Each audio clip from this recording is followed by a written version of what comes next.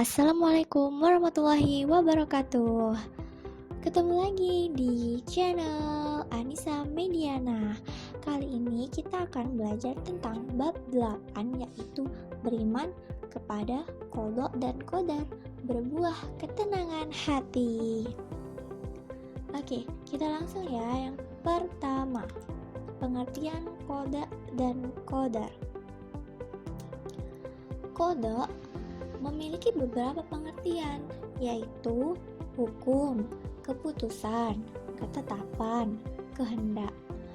Qadar secara bahasa artinya kepastian, ukuran, kekuasaan, perwujudan kehendak. Qadar adalah ketetapan Allah terhadap segala sesuatu sejak zaman azali. Zaman azali ialah zaman ketika segala sesuatu belum tercipta. Qadar ialah perwujudan kehendak Allah Subhanahu wa Ta'ala terhadap semua makhluknya dalam ukuran dan bentuk-bentuk tertentu sesuai dengan iradahnya. Nah, sesuai dengan hadis di sini, yaitu artinya diriwayatkan dari Anas bin Malik radhiyallahu anhu, katanya Rasulullah Shallallahu alaihi wasallam bersabda, Allah Subhanahu wa Ta'ala mengutus malaikat ke dalam rahim. Malaikat berkata, "Wahai Tuhan, ia masih berupa air mani." Setelah beberapa waktu, malaikat berkata lagi, "Wahai Tuhan, ia sudah berupa segumpal darah." Begitu juga setelah berlalu 40 hari, malaikat berkata lagi, "Wahai Tuhan, ia sudah berupa segumpal daging." Apabila Allah Subhanahu wa Ta'ala membuat keputusan untuk menciptakannya menjadi manusia, maka malaikat berkata, "Wahai Tuhan, orang ini akan diciptakan laki atau perempuan, sengsara atau bahagia, bagaimana rezekinya, serta bagaimana pula ajalnya, segala-galanya dicatat ketika masih di dalam kandungan ibunya." Hadis riwayat Bukhari dan Muslim. Nah, hadis di atas menjelaskan bahwa jenis kelamin, sengsara atau bahagia, rezeki, ajal telah ditentukan Allah Subhanahu wa Ta'ala sejak manusia berada dalam kandungan ibunya. Ketika seorang manusia terlahir ke dunia ini dan mengalami peristiwa-peristiwa tertentu, berarti ia telah ditakdirkan Allah Subhanahu wa Ta'ala seperti peristiwa yang ia alami tersebut. Untuk memperjelas pengertian qada dan qadar, perhatikan contoh berikut ini. Ada seseorang yang bernama Elia saat ini belajar di pondok pesantren modern. Sebelum Elia lahir ke dunia, bahkan sejak zaman azali, Allah Subhanahu wa Ta'ala telah menetapkan bahwa seorang anak bernama Elia kelak akan belajar di pondok pesantren modern. Ketetapan Allah Subhanahu wa Ta'ala sejak zaman azali itulah yang disebut qada. Kemudian kenyataan yang terjadi saat ini disebut qadar. Berdasarkan contoh di atas, dapat diketahui bahwa antara qada dan qadar terdapat hubungan erat dan merupakan satu kesatuan. Qada merupakan ketentuan, kehendak dan kemauan Allah Subhanahu wa Ta'ala, sedangkan qadar merupakan perwujudan dari kehendak Allah Subhanahu wa Ta'ala. Qada dan qadar biasa dikenal dengan istilah takdir. Nah, perhatikan firman Allah dalam Quran surat Ar-Ra'd ayat 8 berikut ini. A'udzubillahi minasyaitonirrajim. Bismillahirrahmanirrahim. Wa kullu syai'in 'indahu bimiqdar. Artinya, dan segala sesuatu ada ukuran di sisinya. Al-Quran surat Ar-Ra'd ayat 8. Audio Jungle.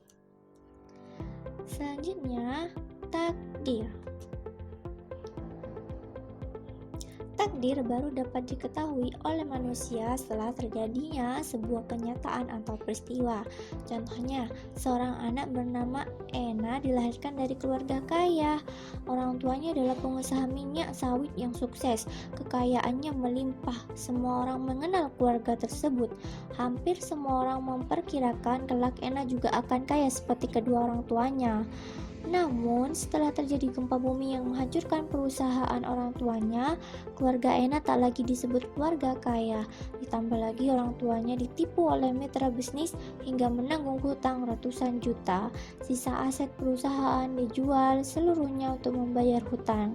Sekarang, Ena dan keluarganya hidup sederhana.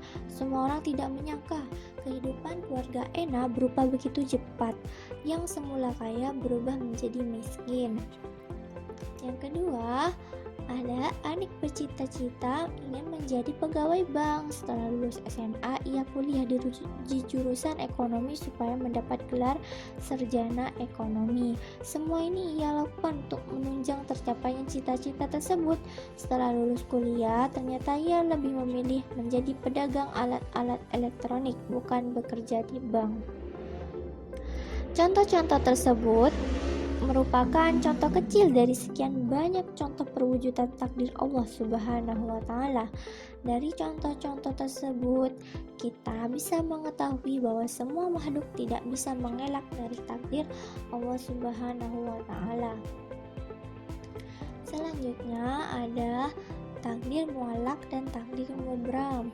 Yang pertama, takdir muallak. Muallak secara bahasa artinya sesuatu yang digantungkan. Takdir muallak yaitu ketentuan Allah Subhanahu wa Ta'ala yang mengikut sertakan peran manusia melalui usaha atau ikhtiarnya.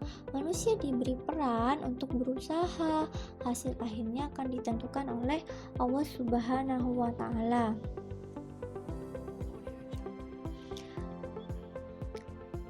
Dijelaskan dalam surat Ar-Ra'd ayat 11, Bismillahirrahmanirrahim. Innallaha la yughayyiru ma biqaumin hatta yughayyiru ma bi anfusihim. Artinya, sesungguhnya Allah tidak akan mengubah keadaan suatu kaum sebelum mereka mengubah keadaan diri mereka sendiri. Al-Quran surat Ar-Ra'd ayat 11. Nah, berikut adalah contoh-contoh takdir muallak. Yang pertama, kepandaian. Seseorang yang ingin pandai maka harus berusaha meraihnya. Usaha-usaha tersebut antara lain dengan cara rajin belajar dan disiplin membagi waktu. Yang kedua, ada kesehatan. Seseorang yang ingin sehat harus berusaha dengan cara berolahraga teratur, menjaga kebersihan, menjaga gizi dan pola makan. Jika melakukan usaha-usaha tersebut, tubuh akan sehat. Yang ketiga adalah kemakmuran. Kemakmuran bisa diraih dengan giat bekerja, kreatif, pantang menyerah, rajin, menabung, dan hemat. Agar seseorang menjadi pandai, sehat, dan hidup makmur, maka harus berusaha meraihnya, bukannya pasrah menunggu nasib.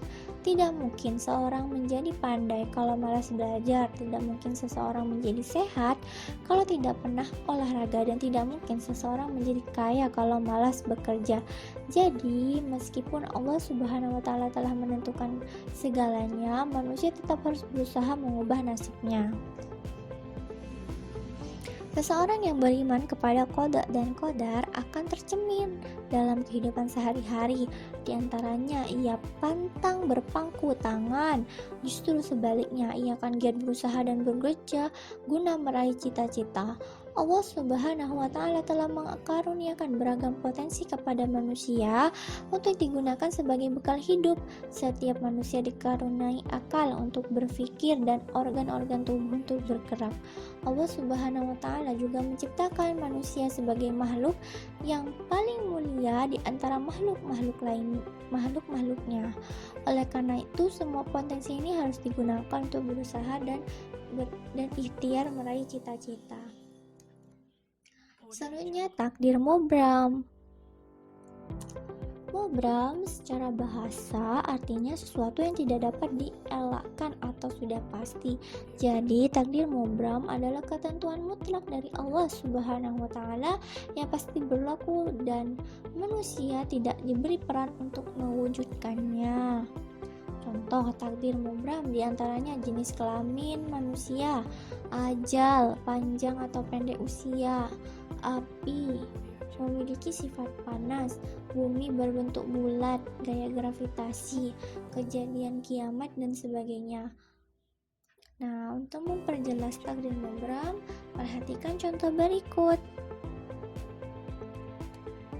Pada tahun 1969, lahirlah seorang anak laki-laki bernama Umam. Saat memasuki usia 12 tahun, Umam duduk di bangku kelas 6 sekolah dasar. Ia termasuk anak yang pintar, energik, dan tubuhnya sehat. Menurut pandangan dan perkiraan umum, kelak ia akan meninggal kira-kira pada usia 65 tahun. Namun, saat usianya baru 25 tahun, ia mengalami kecelakaan hingga akhirnya meninggal dunia. Nah, kapan ajal menjemput dan di mana tempatnya semua sudah ditentukan oleh Allah Subhanahu wa taala. Jika sudah tiba saat ajal menjemput, semua orang tidak bisa mengelak, tidak bisa lari, tidak bisa diundur atau dimajukan.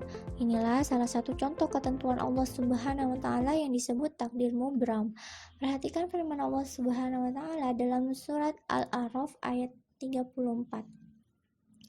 A'udzubillahi minasyaitonirrajim. Bismillahirrahmanirrahim.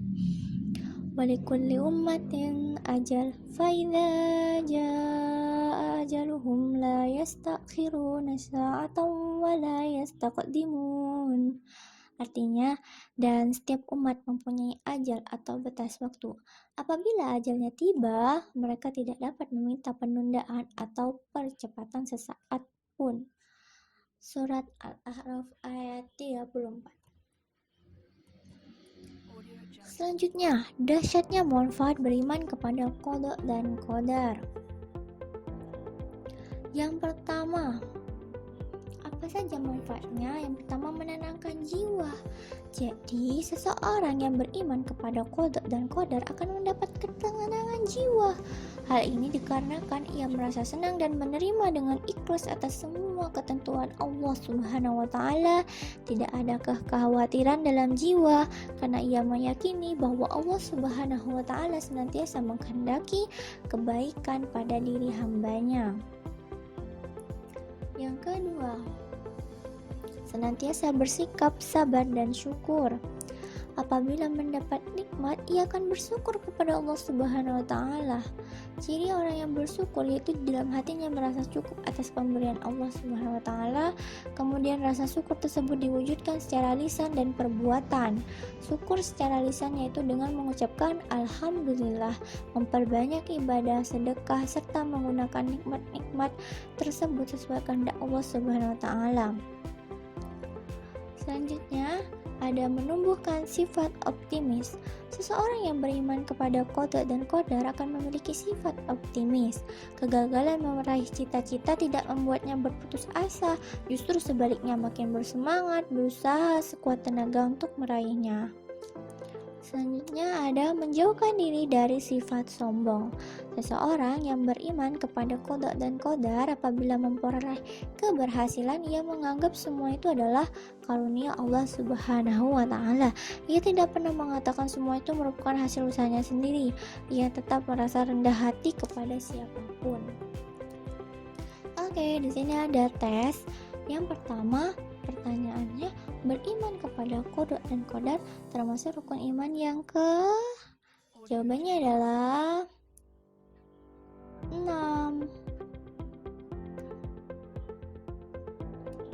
Selanjutnya, qada dan qadar sering disebut dengan sebutan, jawabannya adalah takdir.